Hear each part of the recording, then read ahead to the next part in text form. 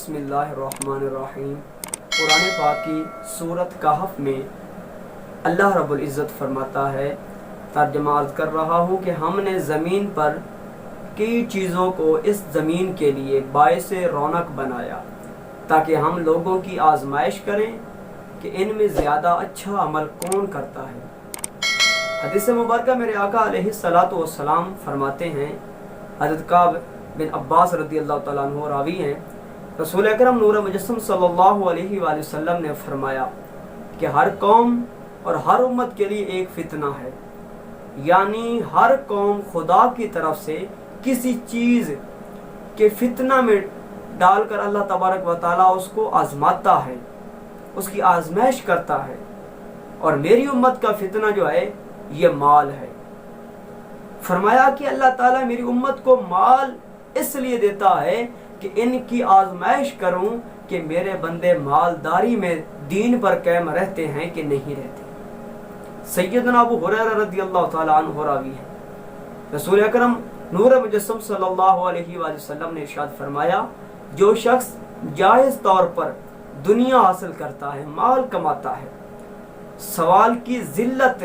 یعنی محتاجی سے اہل و عیال پر خرچ کرنے کے لیے، ہمسایوں کے ساتھ احسان کرنے کے لیے، بھلائی کرنے کے لیے اگر وہ مال حاصل کرتا ہے تو قیامت کے دن یہ شخص اللہ تبارک و تعالیٰ سے ایسی حالت میں ملے گا کہ اس کا چہرہ 14ویں رات کے چاند کی طرح چمکتا ہوگا۔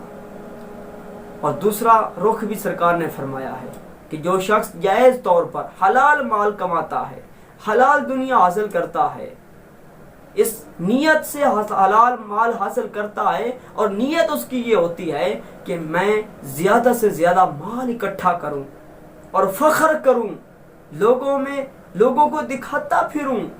تو اللہ تبارک و تعالیٰ سے وہ قیامت کے دن اس حالت میں ملے گا کہ اللہ اس سے غضبناک ہوگا۔ میرے بھائی، جب مال بڑھانے کے لیے فخر کرنے والے لوگوں کے ساتھ یہ حشر ہوگا کہ قیامت والے دن اللہ ان سے ناراض ہوگا، جس نے مال بھی حلال طریقے سے کمایا، جائز طریقے سے مال کمایا، صرف نیت میں یہ فرق تھا کہ اس سے میں فخر کروں، لوگوں کو دکھاتا پھروں، تو ان کا یہ حال ہے۔ قیامت کے والے دن ان کا حشر جو ہوگا وہ یہ ہوگا کہ اللہ تعالیٰ ان سے ناراض ہوگا۔ اور بھائی، جو حلال مال کما کر نیت الٹی کر لے اس کا یہ حشر ہوگا، اور جس کی نیت بھی الٹی ہے اور مال بھی غلط طریقے سے